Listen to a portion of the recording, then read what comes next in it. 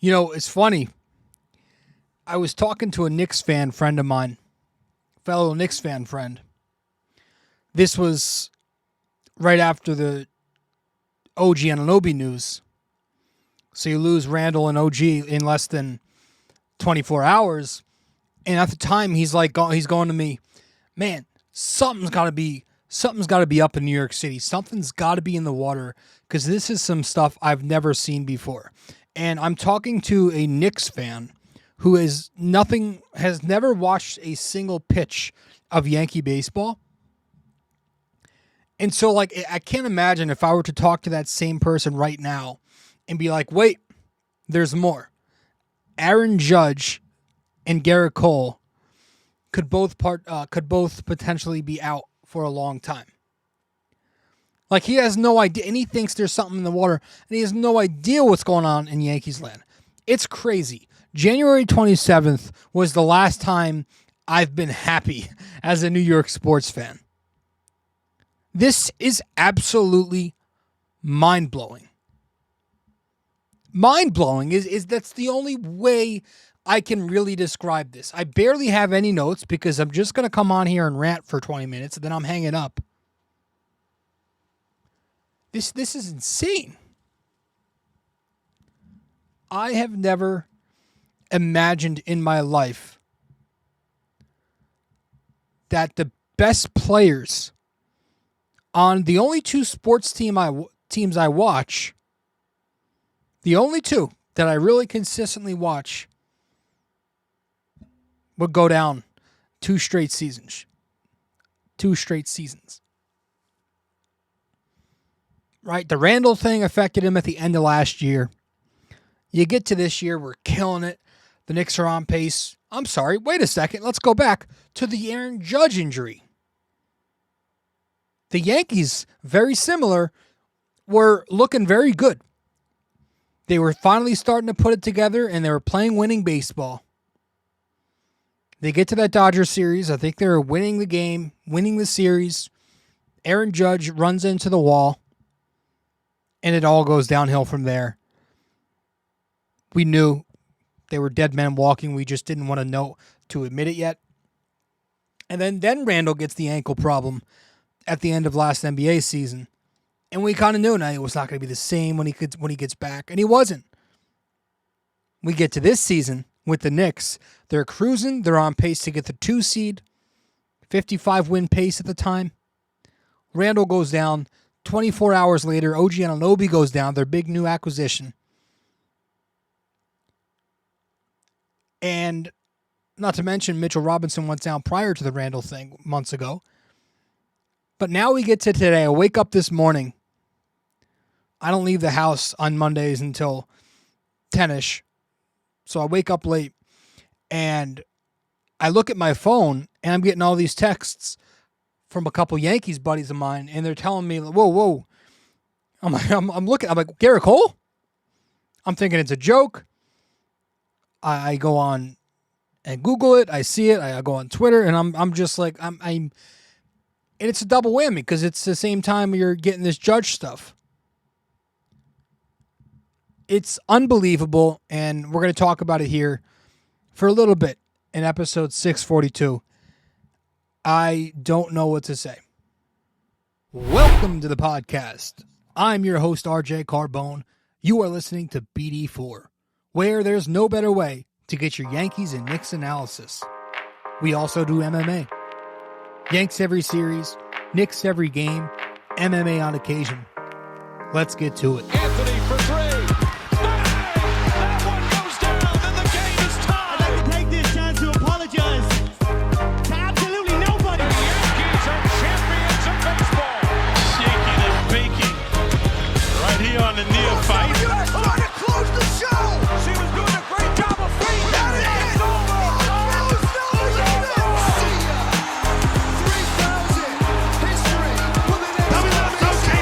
Don't you regret not coming to the Knicks?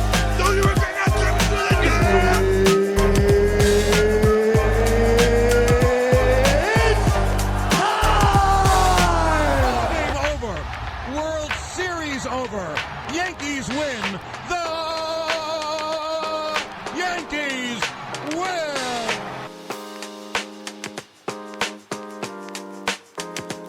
I haven't even mentioned if you're a Giants fan today. Like, on top of all this shit, you got the Barkley news that he's going to Philadelphia. And of course, if you're a Jets fan, this thing started for you in September, opening night. Like, it's just been bad for New York City sports. Jesus Christ. It's been bad. And so, with that said, the Yanks season is once again in doubt. Now, they're an hour or so, maybe a couple hours after this Gerrit Cole news was reported, you got this is precautionary comments from the organization. You got some comments from Nestor Cortez that sounded somewhat optimistic. But I'm just like, I can't think like that. With this team, with how we've seen things play out, why is Gerrit Cole getting an MRI if absolutely nothing is up, right? Something is wrong. Something's wrong. This is a 33-year-old with a lot of innings underneath him. He throws 98 plus. And he said that in between his spring starts, he's felt discomfort that he would normally feel in the middle of the regular season. That's not good. Right elbow for a right-handed flame-throwing pitcher is never good. You're never hearing the best case scenario come out of that. So what is the best case scenario right now? Maybe that it's precautionary after all, and like it's just a bit of wear and tear and it's just a dead arm.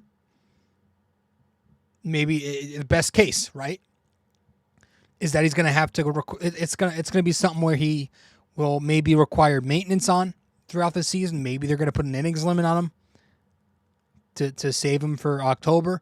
Maybe he misses April. That to me is like the best case scenario, which is not great.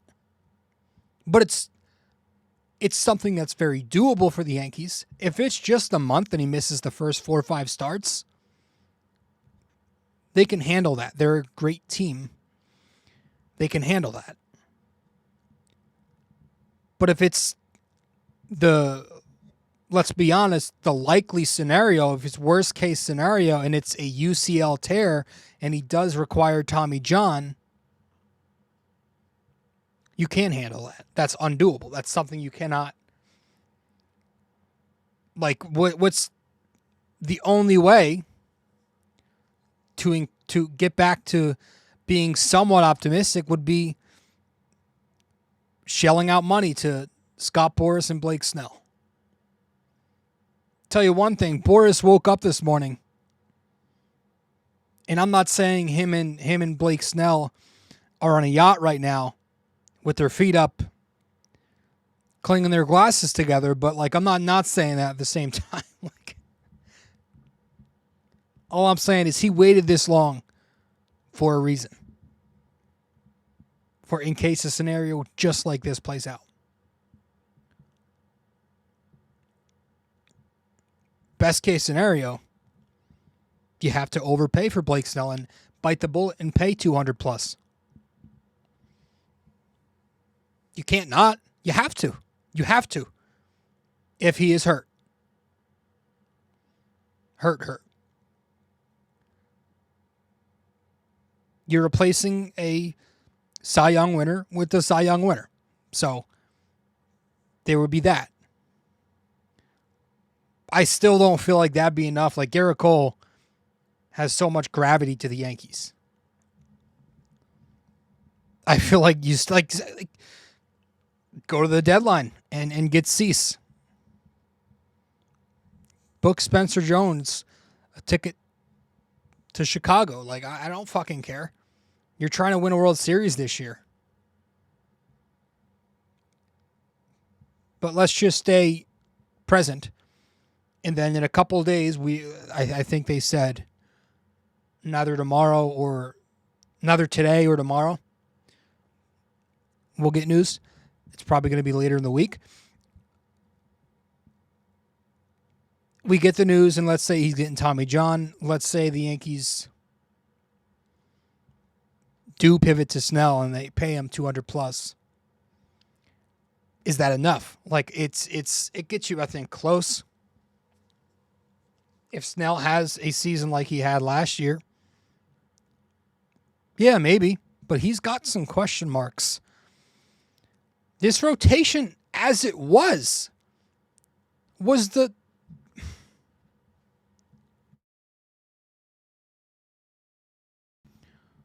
Sorry, I just had to pause the recording for a couple of minutes there, so I have no idea where I just left off.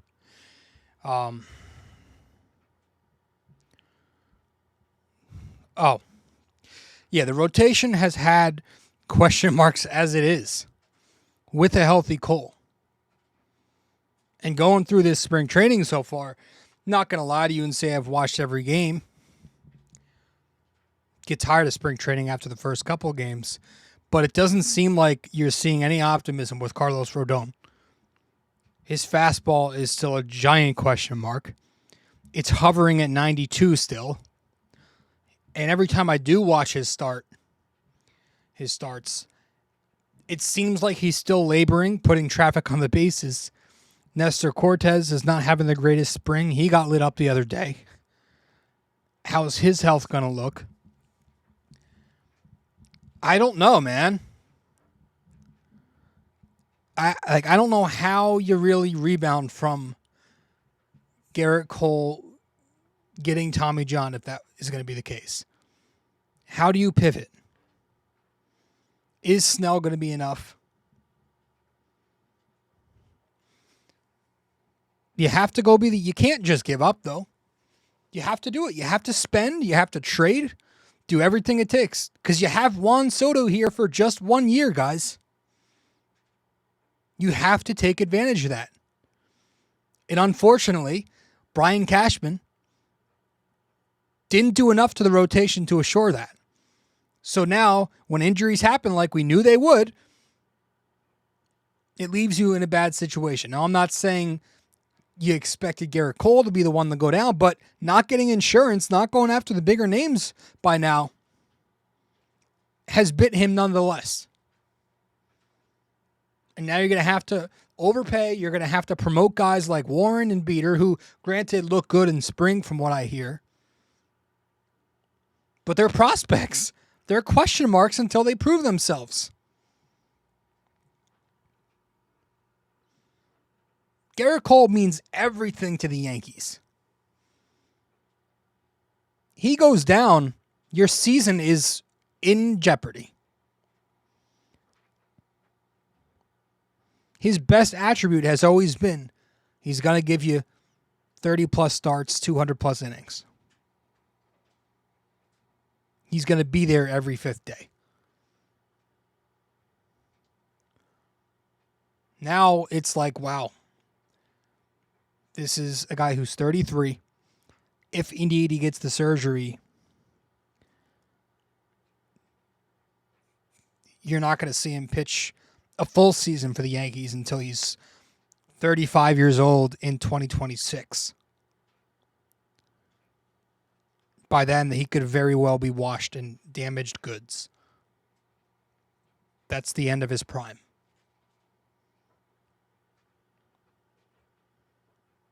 There have been a couple theories. You know, Blake Snell posting to his Instagram yesterday. The kind of the mysterious eyeballs. So people think like maybe he signed with the Yankees, or he, you know, they heard the news and, you know, the two sides kind of knew they were both desperate and they made a deal. Or they're working on a deal now. There's the John Boy theory was interesting. I mean, you talk about baseball politics. If you haven't seen his theory,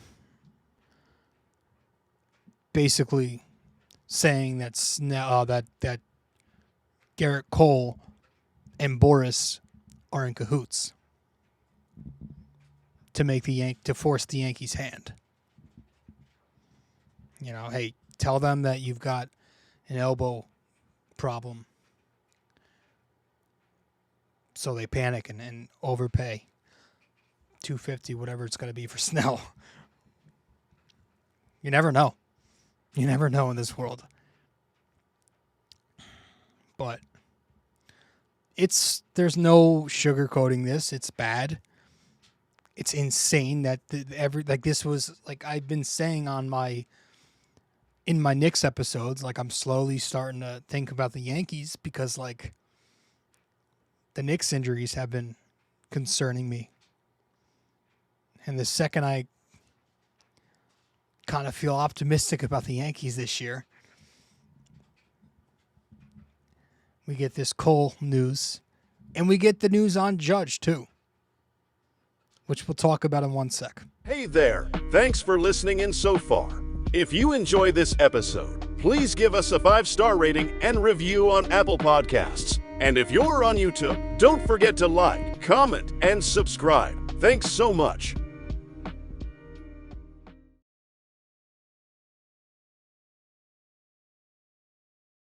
You can follow us on social media as well. On Instagram, we're at BD4Pod and at Rob J. Carbone. On X, we're at BD4Pod and at RJCBD4. And on Facebook, we're BD4.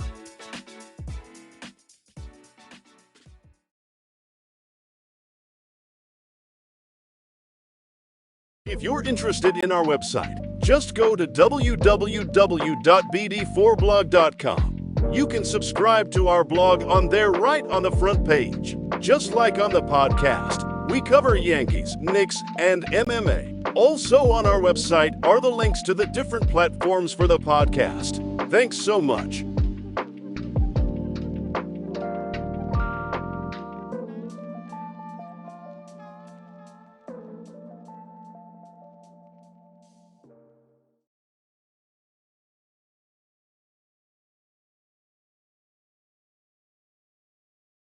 Studio 69 Productions is a podcast production agency created by Leo Rodriguez to allow content creators to market their podcast.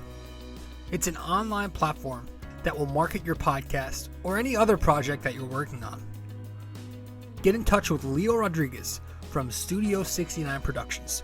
You can find Studio 69 Productions on Instagram at Studio69NJ. Studio 69 Productions, where dreams are heard and born.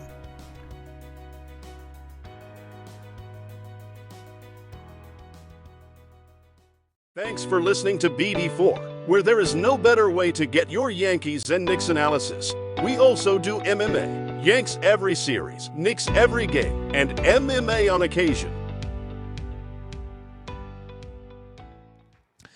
All right, welcome back to the show. Welcome back to episode 642 of the podcast. The Yanks season is in doubt once again. Yeah, Gerrit Cole could be headed down a dark, scary road that you don't want to go down at age 33. And then you get the news this morning also on Aaron Judge. I'm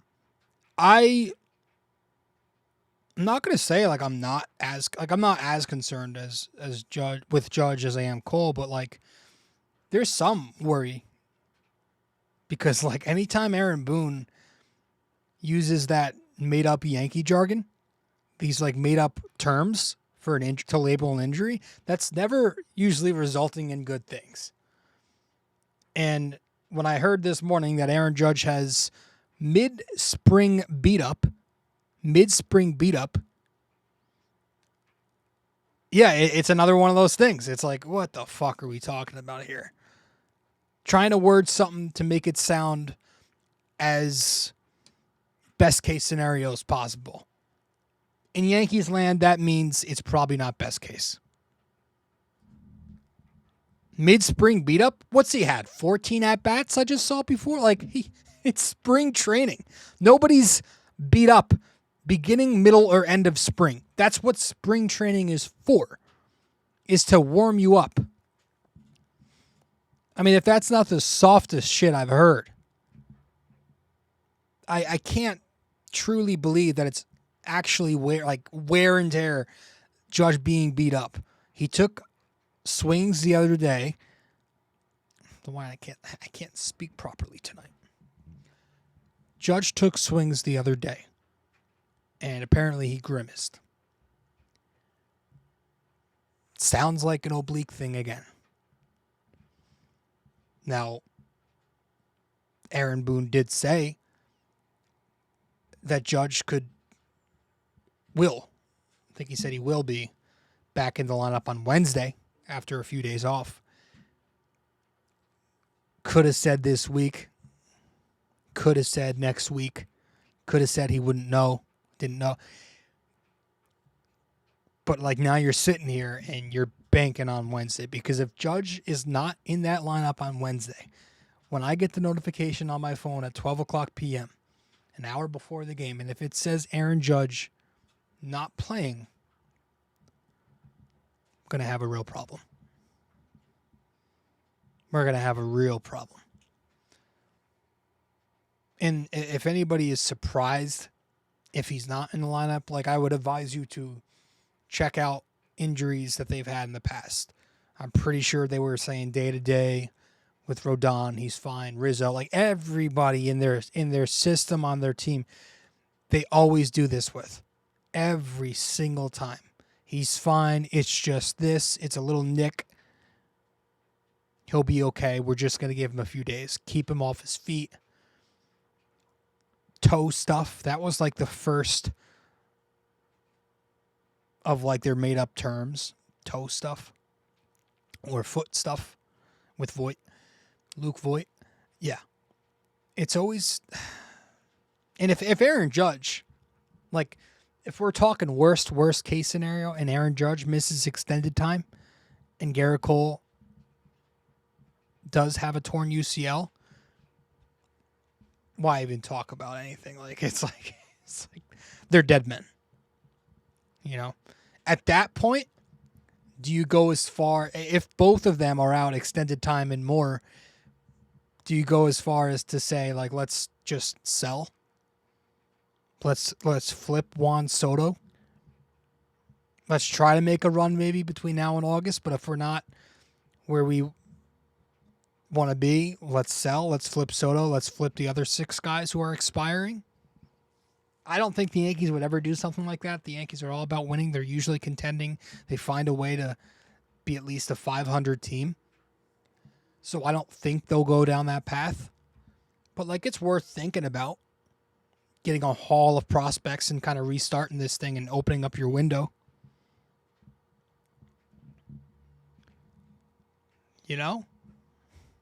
But this Aaron Judge thing does worry me a little bit. He's doesn't seem like the toe thing is done with. He's made comments a couple of times now saying that it's going to affect him. It's going to require constant maintenance. And if this thing with this mid-spring beat-up / possibly an oblique thing, that worries me. He's older, man. He's big. He's going to play center field for, I think, all I'm saying is, I don't think Aaron Judge converting to a full-time DH or and we got Stanton here, a first baseman / DH is as far away as some Yankees fans might think it is. I'll say that. Yeah, this is bad. There's something going on in the fucking system, man. This is crazy. You got people blaming the medical staff every year, but they recycle new guys. Are the players just very soft? Is it something to do with the modern athlete? I don't know, man. You would think with modern technology, modern sports medicine, how advanced we are, that this shit wouldn't keep happening. Something is going on. This is really hard to... I'm no doctor, but this is hard to believe. It can't be just a coincidence. There's got to be a reason for all of this.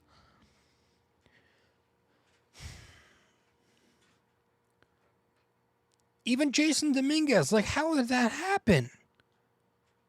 You know? It's I don't know.